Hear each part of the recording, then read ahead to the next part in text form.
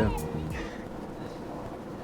Good morning, Saudi Daisy High School. This is your news. I'm Paige Ormsby. And I'm Ryan Hart. Shout out to Sadie Tinney and Chloe Kopp for being accepted into the Hunter Museum's 5th Teen Art Show. They will be featured in a reception on February 5th at the museum.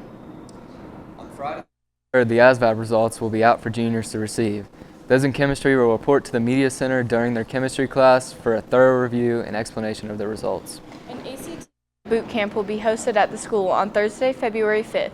This is a great opportunity for 10th graders interested in dual enrollment. Sign-ups are available until the 200-seat limit is filled. A link to sign up can be found in an email sent to parents. The ACT is set to take place April 11th. On Sunday night, January 18th, a shooting took place at an East Ridge Waffle House, causing an individual to lose their life. Upon arrival, East Ridge police say they found one man suffering from multiple gunshot wounds.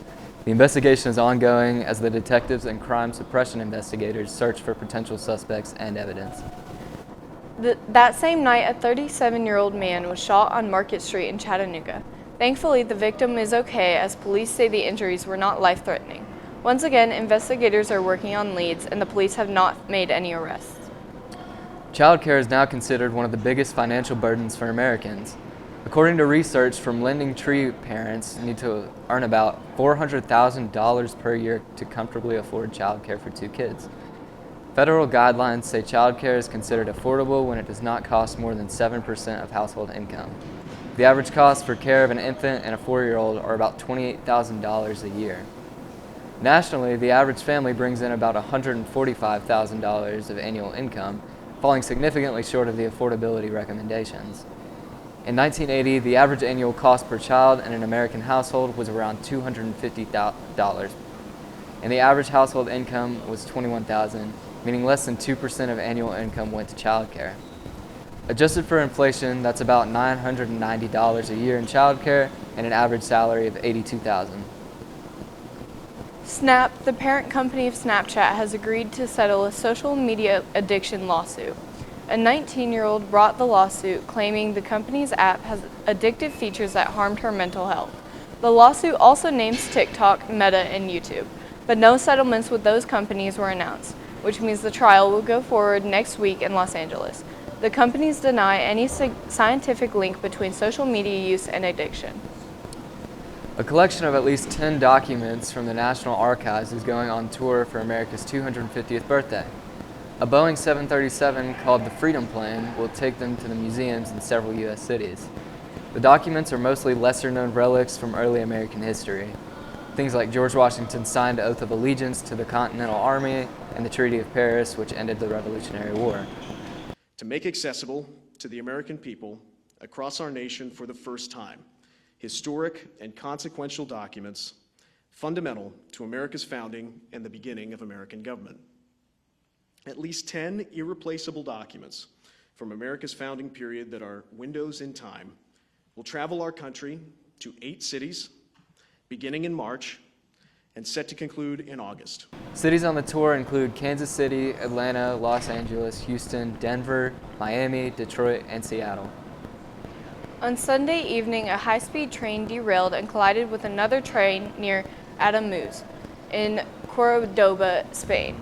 The train departed from Malaga and was headed towards Madrid, carrying 371 passengers. The rear 3 train cars were derailed, causing them to crash into the front 2 carriages of a train heading the opposite direction. As of Monday morning, the death toll has risen to 39, with 73 injured and 24 of those in critical condition. At this time, the cause of the derailing is unknown. A search and rescue is underway for those potentially stuck under the wreckage, and the Spanish Prime Minister has declared a 3-day mourning period.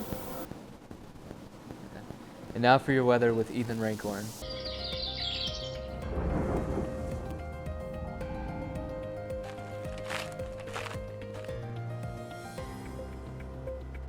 Good morning, Saudi Daisy. I'm Ethan Rancorn with a look at your weekly weather. Friday and onwards, lower temperatures than we are used to are dropping down into the low teens and highs reaching up into the mid-30s. Precipitation is too going to be high for the rest of the week. An icy storm Friday is expected to form its way from the north into the south as temps will drop drastically. While temps drop, moisture from the south will mix and possibly create freezing rain, sleet, and snow as far down as Texas, creating travel issues amongst all. Though the storm will hit some areas close to us, but will diverge and go up further north, giving us a little bit of rain. However, it is still wise to prepare for the storm as we are still receiving future updates. That's all for weather. Now for sports with Eli Belko.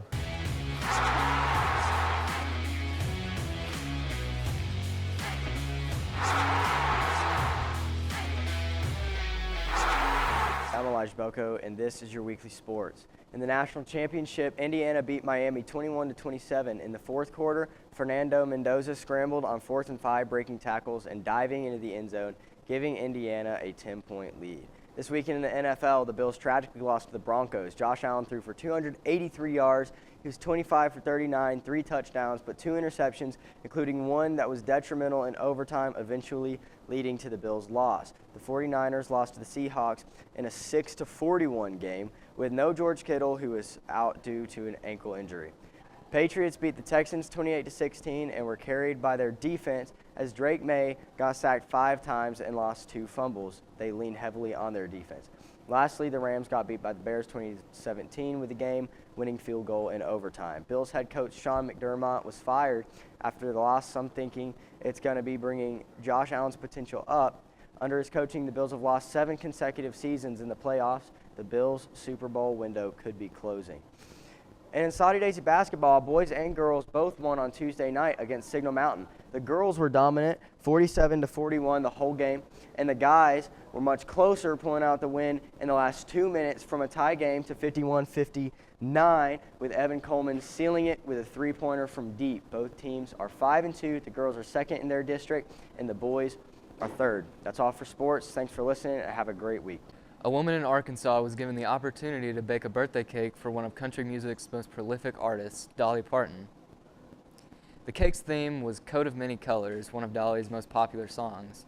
Hannah Ryder, owner of Hannah's Cake Co., has previously been an internet sensation known for her hyper-realistic cakes. Hannah used around 20 different cakes, which were then modeled and shaped to form the iconic coat.